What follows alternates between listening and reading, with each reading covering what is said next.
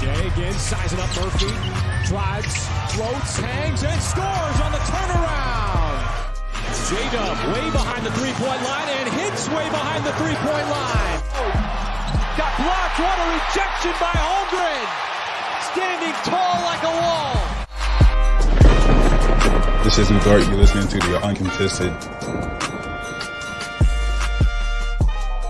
What is up, everybody? Welcome to the Uncontested post-game show, part of the Blue Wire Podcast Network and proudly sponsored by Prairie Artisan Ales.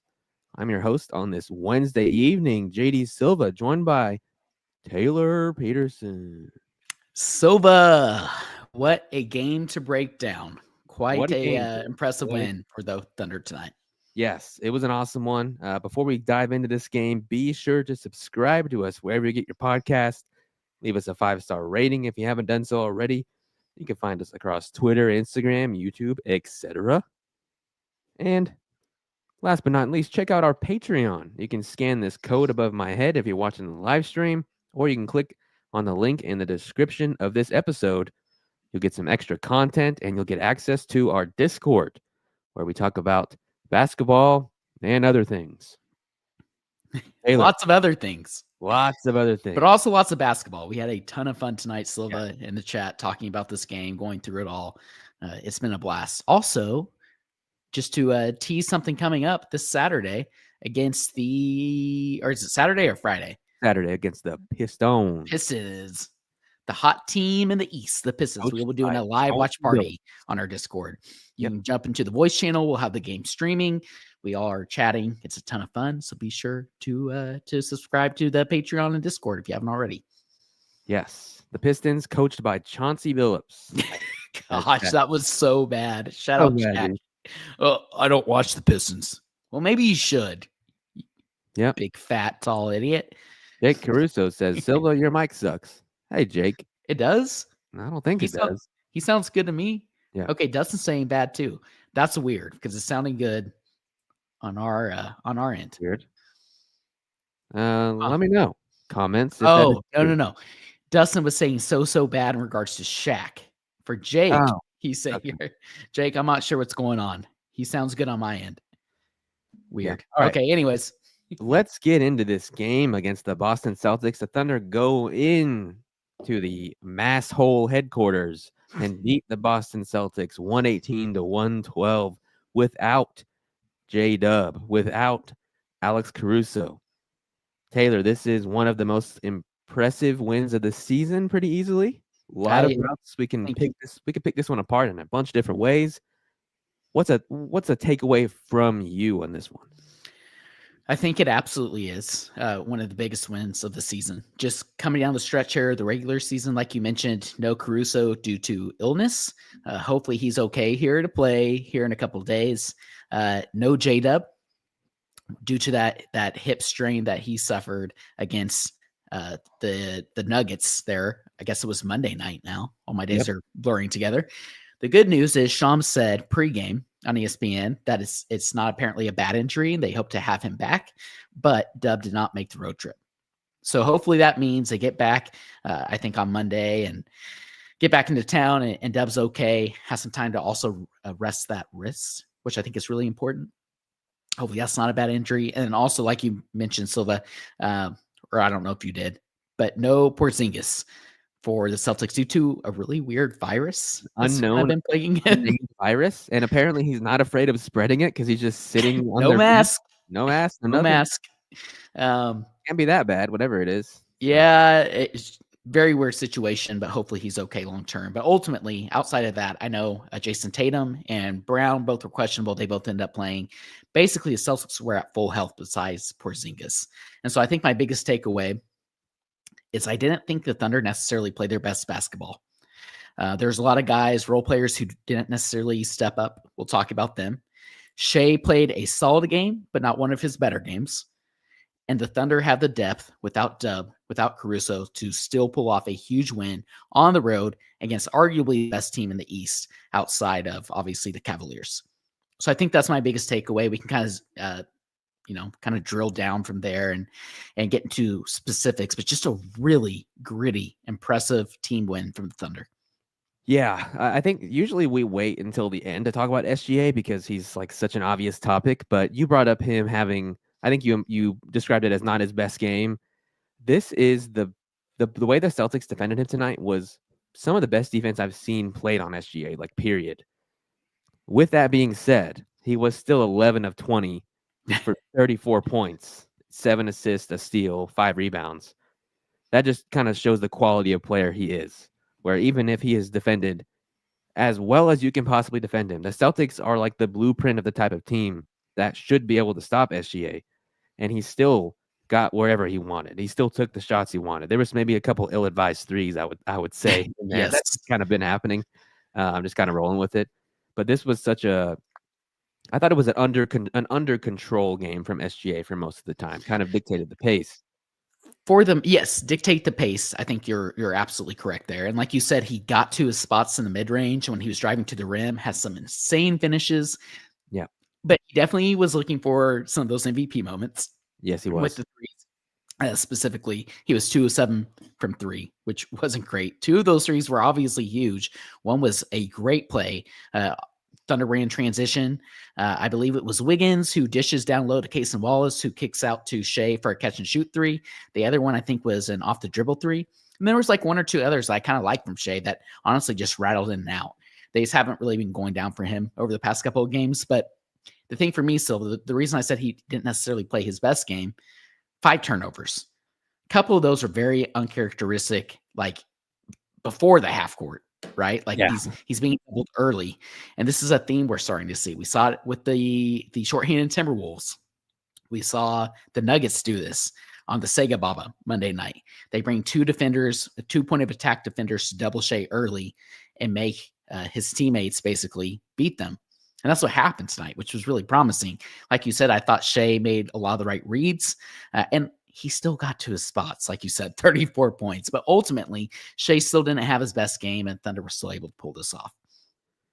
Yeah, and the no J-Dub is kind of the biggest story in this game heading in, and like what were the Thunder going to do in the non-SGA minutes? Because usually, like that's kind of the weakness of the Thunder right now is what happens in the non-SGA minutes. Well, now and usually the answer is you hope J-Dub kind of propels them without him. Tonight there was no J-Dub. And still, stat I pulled from Twitter, the Thunder won the minutes when SGA was on the bench tonight. And a big part of that, this is S. Barhenny from The Athletic. Big part of that was the Chet Hartenstein duo. OKC was a +4 in 11 minutes those guys played together. So without SGA, the Thunder still won those minutes, which is crazy to me. Crazy. Oh, I thought I had this pulled up. Dang it. I can't find it now. I had the plus minus for those lineups without Shai. It was like +5, I think. I don't know.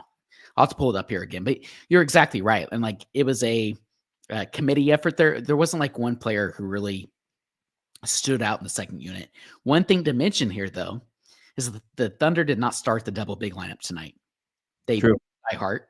They started Lou, Chet, Shai, Wiggins, and Queso. And that allowed them to kind of stagger those bigs without Dub in the second lineup to have some sort of playmaking hub, at least, even if it's not like a primary creator with that second unit. That certainly helped. But I thought Chet was huge there in those non-Shai minutes, Silva in the second quarter. And then guys like Cason Wallace stepped up, and Aaron Wiggins was pretty bad. But I'm just like going through Us had a pretty nice stint there in the second quarter where the Thunder were able to win those non-Shai minutes when it was a lineup of Us. I'm trying to remember. I think I have it pulled up here. It was Us, Wallace, Joe, Chet, and Ihart. They went to the double big when Shai was on the bench, and that kind of helped stabilize that unit. But that was huge. They were able to survive those without Shai. Yeah, this was kind of a showcase of depth for the Thunder because you have 1, 2, 3, 4, 5, 6, 7 guys in double figures in this game for the Thunder. And holy cannoli, it's Jacob Niffin. Hello. Jacob. Okay, I got that stat pulled up now. Okay, this is from Bontemps. OKC finished the game +3 in the 9 minutes Shai didn't play or was sitting out. And the Thunder were +3 in the second and even in the fourth with him out, which is pretty crazy. And then Bobby Marks actually quote tweeted, "We talk about the struggles the Thunder have had with the non-Shai lineups, but they're +5.7 when Shai is not on the court." And that's according to Cleaning the Glass Takes Out Garbage Time. So Well, when you're starting to find something. +14 when Shai's on the court, Yeah. a +5 is going in the wrong direction. Just surviving. Yeah, true. Jacob, we kind of cracked this one open talking about SGA first. We've kind of gone into a little bit of the depth discussion and what happened when he wasn't on the court. But where do you want to go? What's the takeaway from you? Well, you guys were just talking about Shai off the court, and when Shai was off the court, they went double big, and I thought it worked really well. I think those 2 7-footers are finding a rhythm with each other. There were a couple Chet to Hart alley-oops tonight. Awesome. They're finding a way to connect with each other that I think is really, really positive. We could talk a lot of individual players tonight, and we probably should. But I just want to make sure that everyone understands this team has played 12 games and 20 nights since the All-Star break on the road in Boston, the defending champs, 2nd seed in the East, down your 2nd and your 7th best player, both of which are very plus wing defenders against a team that only plays on the wing, and you come out with a win. Like, that's Huge. This might be, all things considered, this might be the biggest one of the season. You know, And the like best that's overall team win. That's kind of something that Silva and I talked about earlier. I think you're exactly right. it was Just so it was impressive. incredibly impressive. And Silva, you just mentioned 7 guys in double figures. One of those guys one of the guys that wasn't in double figures, one of the 2 that played tonight that wasn't in double figures, is a guy that's been averaging like 20 a game. And Aaron Wiggins, a massive stinker. We haven't talked about tonight. Wiggins yet. He was He awesome. didn't say shit tonight. Yeah. So we could go a ton of different directions. I mentioned this in the Discord a little bit tonight, though, and I want to say it here. This summer, Dub and Chet are due extensions. They will get maximum contract extensions. Those won't kick in for a year. The following summer of 2026, is when the Cason Wallace extension kicks in. And that's the one I'm worried about, because Chet, Dub, Shai, Ihart, Caruso, all on this team. That's an expensive team. Dort is due a new contract soon. Yep. What year is this? 2026. Yep, next summer. Guys, tonight, Cason Wallace was a +13, a game high. 14 points, 4 rebounds, 3 assists, 2 steals, and a block on 5 of 6 shooting. The dude is freaking awesome. Like, he is really, really, really good. And he's just going to get better and better and better and better. I don't think he's going to be like max level good by next summer, but you're going to have to pay that kid. And Yes. it's going to be a lot of money. And what do you do there? Is that the summer that you decline the player option on Isaiah Hartenstein? Like, I don't want to get in team building stuff. The whole point of that is Cason Wallace rules. He's amazing. I always liked when podcasts do this analogy, but if you were to show this game to someone that had never watched basketball before, you would think Cason Wallace was one of the best players on the team. Like, he was amazing. He played better than Drew Holiday, I thought, for most of this game, he's kind of been compared to in the past. Mm-hmm. He was electric. It feels like when he's given the ball more, when he's given a bit more usage, like tonight, he was kind of an outlet to get SGA freed up of a double team. I thought he did really well. Attacked the rim continuously. I really liked the Thunder's game plan in general in this game on offense. The Celtics, on one hand, just took as many threes as they possibly could. They took 63 threes tonight. The Thunder did not settle, though, because of guys like Cason Wallace. 6 other guys on the team obviously got to double figures, but just they were relentless, attacking and attacking and attacking. And Cason was a big part of that. So, Silva, I want to get into the Celtics threes at some point, because Jacob and I talked a lot about this when we were in the Discord tonight. But before we go any further, there's a little more to talk about, I think, with Cason Wallace. And I'm going to go ahead and make the call. Pull it up here. You guys can debate me on this if you want. I understand Chet had a fantastic game as well. But I think from tip-off to the final buzzer of the game, for me, Cason Wallace is the king of the Prairie L's player of the game. He was just fantastic. And the stretch that he had there with about 2:30, I believe, left in the fourth quarter, the Celtics kind of went back on a comeback. They got it down to single digits after the Thunder were up double digits. Cason hits the three, comes back down the other end, gets a huge one-handed rebound, and then goes down and is able to get a layup. Not to mention the huge play he had there in the fourth, where I think it was Aaron Wiggins who, in transition, drops a really good pass down to Cason down the paint. Cason finds Shai for the wide open three for his second three of the night, and that was just a huge play there in the fourth. And I thought Cason was just a huge catalyst for the Thunder down there in the fourth quarter. So for me, maybe his box score doesn't like really pop out in comparison to some of these other players we've talked about tonight, but I thought he was the king of the Prairie. I disagree. Are you going with Chet? I mean, it's hard to not go with Shai, 34, 5, 7, and a steal on 50%, over 50% shooting from the floor. But the Thunder needed somebody besides Shai to step up tonight. And I mean, a 23-15 ball from Chet tonight is just insane. The shot looks beautiful. 8 of 14 from the field, 3 of 6 from 3. The 15 rebounds really just is huge. Scream at me. I might go Chet for King of the Prairie tonight, JD. Also, not a bad answer. It was a good night for several guys tonight. It's kind of hard for me to decide. We could give one of those two guys King of the Prairie, or we can give out multiple Prince of the Prairies. Doesn't really matter. Chet was incredible too. Cason was great. Shout out to our partner Prairie Artisan Ales for serving great beer, doing trivia once a week.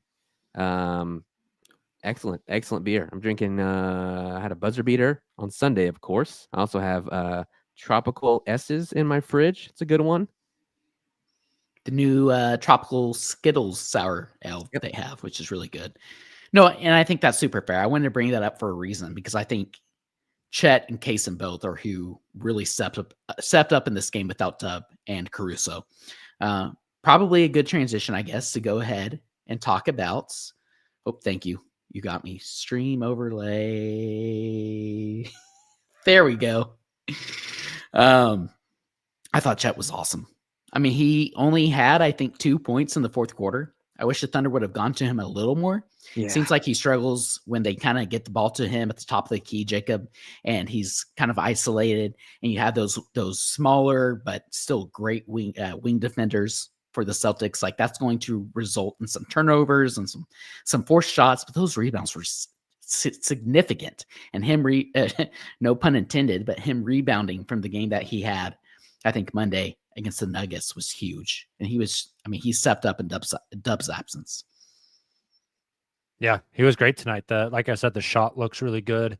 Got stripped a few times down low or got blocked, but I thought he did a real good job drawing contact, getting to the free throw line. Only one block, but I thought defensively he held up really well. And like I mentioned earlier, that Silva, the double big lineup continues to pay dividends for this team. I was a little surprised at the starting lineup tonight. Mm-hmm. But as the game went on, a Boston series is just not a good series for Hartenstein.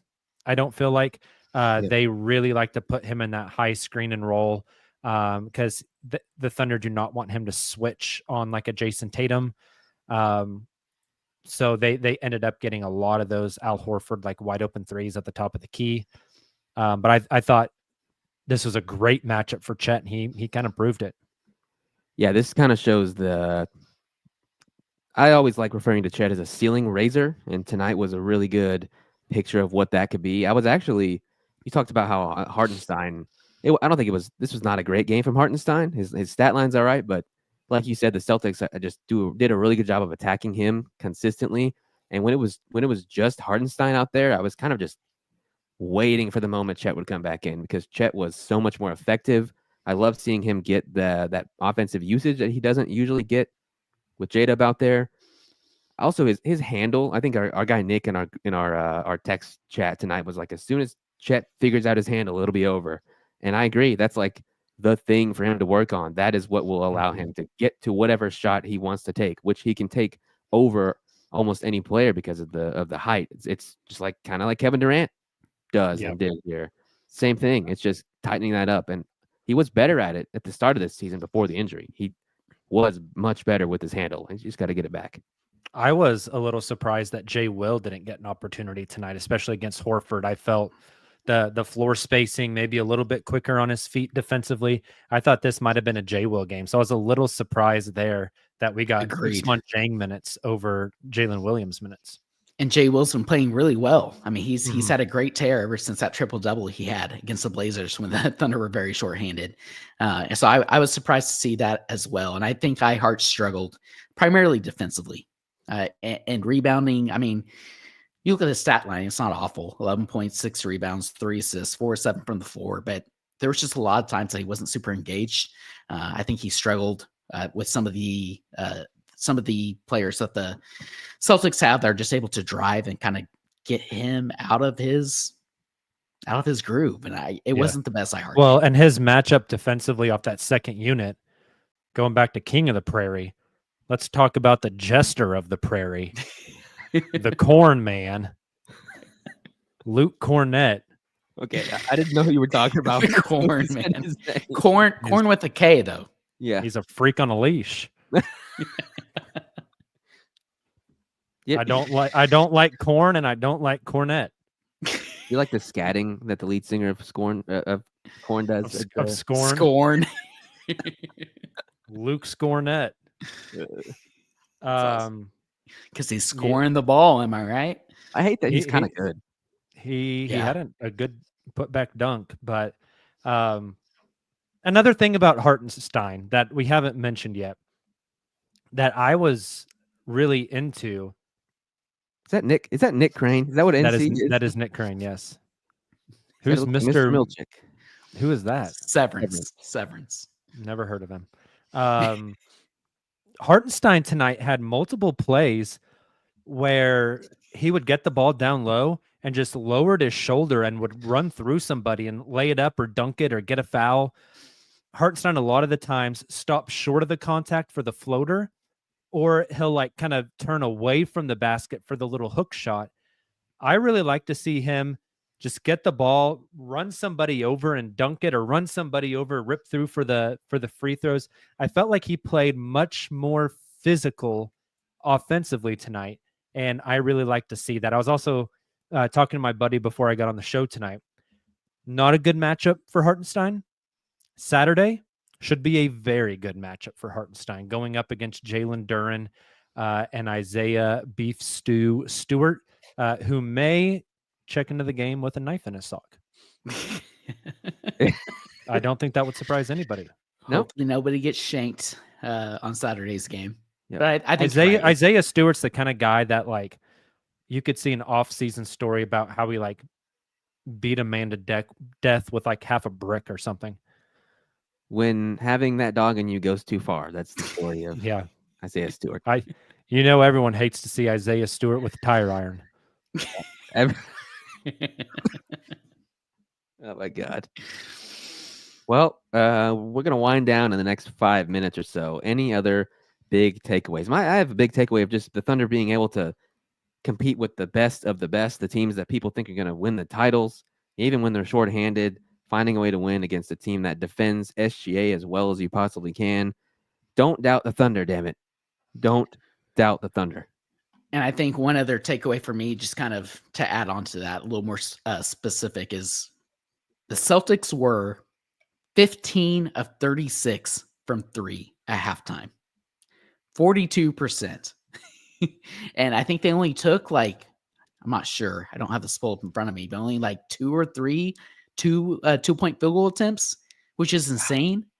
But on the night, they end up 31.7% from 3, 20 of 63. The Thunder defense locked in. There were still some open 3-point attempts, don't get me wrong. But they played the law of averages, and it worked out yet again. They went 5 of 27 in the second half. Wow, that's crazy. I would lose my mind as a Celtics fan knowing that is the path to winning games. Will you hit your threes or will you not? And it was ugly to watch at a certain point The tonight. Celtics had Something else. Hey, I played pickup today before the game. Boston plays the same style of basketball as all the hooligans at the pickup court. Yep. Yep. They had 94 field goal attempts Hooligans. tonight. 63 of those were from 3. I always think of That's hooligans stupid. as like little like British teenagers. Okay. Were there British teenagers at the gym? In like the 70s? Yeah. Okay, I always think of them as like Irish. Yeah. That works Yeah. too. You think Luke Cornett is Irish, the corn man? He actually looks like it. He's probably Irish. I mean, he's playing for the Celtics, so Is Peyton Pritchard Irish? Gotta be. thank goodness he didn't go off on us, because that was like totally a game I could see somebody like Peyton just going crazy again. He's been playing really well for them. Also, looking at I think it's impressive that this team, like, they did this. Not only were they down their second and seventh best players, but they were also down like it's also their second and third best perimeter defenders. Is that fair? Yep.